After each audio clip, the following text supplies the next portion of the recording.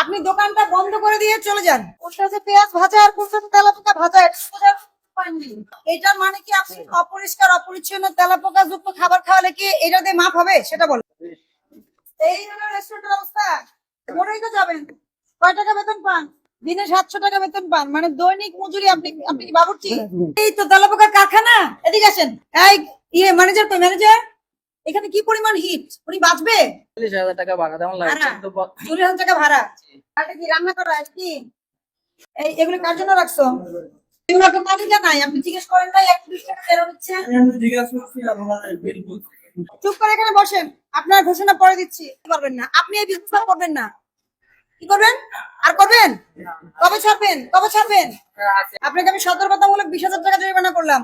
20,000 টাকা জরিমানা পরিশোধ করবেন এবং এই দোকান উঠায় দিবেন। থাকবেন না এই দোকান আপনার, ঠিক আছে?